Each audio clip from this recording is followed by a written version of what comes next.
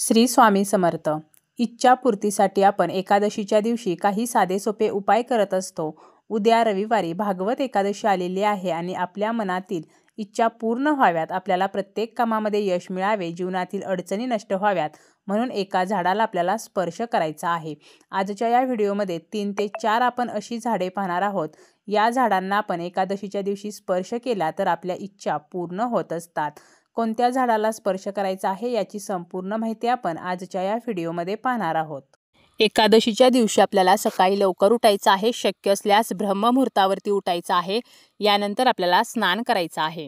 स्नान करताना आंघोळीच्या पाण्यामध्ये आपल्याला गंगाजल आणि थोडेसे तीळ जे आहेत तर ते टाकायचे आहेत. स्नान झाल्यानंतर स्वच्छ वस्त्र परिधान करायचे आहेत. शक्य असल्यास आवर्जून पिवळ्या रंगाचे वस्त्र परिधान करावे आणि यानंतर श्री विष्णूंची आपल्याला विधिवत पूजा करायची आहे. पूजा करताना सर्वप्रथम तुपाचा दिवा लावायचा आहे.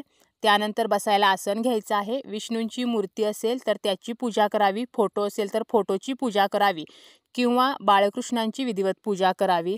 प्रभू श्रीरामांची किंवा विठ्ठलांची सुद्धा आपण या दिवशी विधिवत पूजा करू शकतो, कारण हे सर्व विष्णूंचेच अवतार आहेत. विष्णूंच्या कोणत्याही अवताराची आपण एकादशीला पूजा करू शकतो. ही जी मूर्ती आहे तर ती एका तामणामध्ये ठेवायची आहे. त्या मूर्तीला स्वच्छ पाण्याने, त्यानंतर पंचामृताने, पुन्हा स्वच्छ पाण्याने अभिषेक करायचा आहे. आणि हा अभिषेक करताना ओम नमो भगवते वासुदेवाय नमः तर हा मंत्र म्हणत आपल्याला हा अभिषेक करायचा आहे. त्यानंतर मूर्ती कोरडी करून जागेवरती ठेवायची आहे. या मूर्तीला चंदन लावायचं आहे. तुळशीपत्र आवर्जून अर्पण करायचं आहे. त्याचप्रमाणे आपल्याला अगरबत्ती लावायची आहे. पिवळ्या रंगाची फुले अर्पण करायची आहेत. नैवेद्य ठेवायचा आहे. नैवेद्यामध्ये आपण खडीसाखर ठेवू शकतो. त्याचप्रमाणे पिवळ्या रंगाचे पदार्थ आपण नैवेद्यात ठेवू शकतो. तसेच आपल्याला पूजा करून झाल्यानंतर विष्णू सहस्रनामाचं पठण जे आहे तर ते सुद्धा करायचे आहे. ओम नमो भगवते वासुदेवाय नमः या मंत्राचा 108 वेळेला जप सुद्धा करायचा आहे. तर अशा प्रकारे आपल्याला या दिवशी अगोदर विष्णूंची विधिवत पूजा करून घ्यायची आहे. आणि यानंतर आपल्याला आपण या व्हिडिओमध्ये जी 2 झाडे पाहणार आहोत तर त्यातील पहिलं झाड म्हणजे केळीच्या झाडाजवळ जायचं आहे. जाताना आपल्याला कणकेचा एक चौमुखी दिवा बनवायचा आहे आणि तो घेऊन जायचा आहे. आणि या दिव्यामध्ये आपल्याला तूप घालायचं आहे. तूप नसेल तर आपण तिळाच्या तेलाचा सुद्धा वापर करू शकतो. आणि हा दिवा सर्वप्रथम केळीच्या झाडाखाली आपल्याला प्रज्वलित करायचा आहे. त्यानंतर आपल्याला तांब्याभर पाण्यामध्ये चिमूटभर हळद टाकायची आहे आणि हे पाणी केळीच्या झाडाला अर्पण करायचं आहे. केळीच्या झाडाला हळदी कुंकू लावायचं आहे.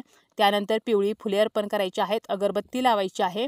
तसेच नैवेद्य म्हणून खडीसाखर, गुळ खोबरे किंवा आपल्याला पिवळी फळे जी आहेत जसं की केळीचं फळ असेल किंवा इतर फळे जी आहेत तर ती सुद्धा आपण नैवेद्य म्हणून ठेवू शकतो. आणि यानंतर आपल्याला विष्णूंचं स्मरण करायचं आहे आणि या झाडाला 11 प्रदक्षिणा घालायच्या आहेत. या प्रदक्षिणा घालताना ओम नमो भगवते वासुदेवाय नमः तर असं म्हणत आपल्याला या 11 प्रदक्षिणा घालायच्या आहेत. आणि आपल्याला केळीच्या झाडाला स्पर्श करायचा आहे. विष्णूंचं स्मरण करायचं आहे.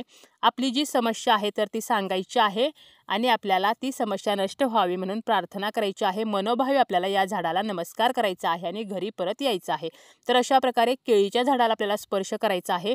आता केळीचं झाड नसेल आणि आपल्याला जर हे शक्य नसेल, केळीच्या झाडाची पूजा आपल्याला सकाळी करायची आहे. आणि जरी केळीच्या झाडाची पूजा करणे शक्य झाले नाही तरी संध्याकाळच्या वेळेला आपल्याला काय करायचं आहे तर पिंपळाच्या झाडाला एका भागाला स्पर्श करायचा आहे. पिंपळाचं झाड ज्या ठिकाणी आहे तर तेथे जायचं आहे.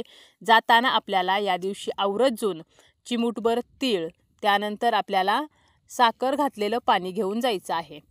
त्यानंतर आपल्याला एक कणकेचा दिवासुद्धा घेऊन जायचा आहे. या दिव्यामध्ये आपल्याला मोहरीचं तेल घालायचं आहे. पिंपळाच्या झाडाजवळ गेल्यानंतर सर्वप्रथम मोहरीचं तेल घातलेला दिवा आपल्याला प्रज्वलित करायचा आहे. थोड्याशा अक्षता ठेवून त्यावरती हा दिवा ठेवायचा आहे. दिव्याला हळदी कुंकू आपल्याला अर्पण करायचं आहे, फूल अर्पण करायचं आहे. यानंतर पिंपळाच्या झाडाला आपल्याला साखर घातलेलं पाणी जे आहे म्हणजे एक तांब्याभर पाणी घ्यायचं, त्यामध्ये थोडीशी साखर घालायची, असं गोड पाणी आपल्याला या पिंपळाच्या झाडाला अर्पण करायचं आहे. त्यानंतर हळदी कुंकू आपल्याला लावायचं आहे. काळे तीळ जे आहेत तर ते अर्पण करायचे आहेत किंवा काळे उडीद सुद्धा आपण अर्पण करू शकतो.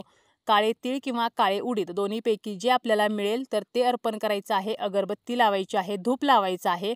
आणि यानंतर आपल्याला या झाडाला सुद्धा 11 प्रदक्षिणा घालायच्या आहेत. आणि या प्रदक्षिणा घालताना ओम नमो भगवते वासुदेवाय नमः, ओम नमो भगवते वासुदेवाय नमः असं म्हणत या प्रदक्षिणा घालायच्या आहेत.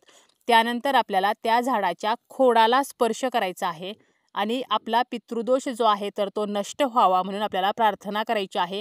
आपल्या ज्या आर्थिक समस्या आहेत तर त्यातून सुद्धा आपल्याला मार्ग मिळावा म्हणून आपल्याला माता लक्ष्मीला सुद्धा प्रार्थना करायची आहे. पिंपळाचं जे झाड आहे तर त्यामध्ये पितरांचे वास्तव्य असते, म्हणजे आपल्या पूर्वजांचे वास्तव्य असते. तसेच श्रीहरी विष्णू आणि माता लक्ष्मीचे निवासस्थान सुद्धा या पिंपळाच्या झाडामध्ये आहे. त्यामुळे पितृदोष नष्ट व्हावा, शनिदोष नष्ट व्हावा, विष्णूंसह माता लक्ष्मीची कृपा आपल्याला प्राप्त व्हावी यासाठी आपण एकादशीच्या दिवशी पिंपळाच्या झाडाची जर पूजा केली तर आपल्याला इच्छित असे फळ नक्की मिळत असते. तर अशी साधी सोपी आपल्याला पिंपळाच्या झाडाची पूजा करायची आहे आणि त्या झाडाखाली बसूनच आपल्याला विष्णू सहस्रनामाचं एक वेळेला पठण करायचं आहे आणि आपल्याला पूजा करून झाल्यानंतर घरी परत यायचं आहे. परंतु आवर्जून पिंपळाच्या झाडाला काळे उडीद किंवा काळे तीळ अर्पण करायचे आहेत आणि मोहरीच्याच तेलाचा दिवा जो आहे तर तो लावायचा आहे. स्वतः शनी महाराजांनी सांगितलेलं आहे की जो कोणी व्यक्ती पिंपळाच्या झाडाची पूजा करेल तर त्याला शनीचा त्रास होणार नाही. त्यामुळे ज्यांना शनिदोष आहे, साडेसातीचा त्रास आहे तर त्यांनी आवर्जून या दिवशी पिंपळाच्या झाडाला स्पर्श करायचा आहे. पिंपळाची पूजा जी आहे तर ती करायची आहे. धार्मिक दृष्ट्या पिंपळ वृक्ष जो आहे तर तो अतिशय महत्त्वाचा आहे. पिंपळाची पूजा केल्यामुळे आपला जो पितृदोष आहे तर तो सुद्धा नष्ट होत असतो. पिंपळाचं जे झाड आहे तर यामध्ये अनेक देवदेवतांचे सुद्धा वास्तव्य आहे. तसेच पिंपळाच्या झाडाचे आरोग्याच्या दृष्टीने सुद्धा फायदे आहेत. त्यामुळे आपल्याला या झाडाची पूजा केल्यामुळे अनेक गोष्टींचा लाभ जो आहे तर तो होत असतो.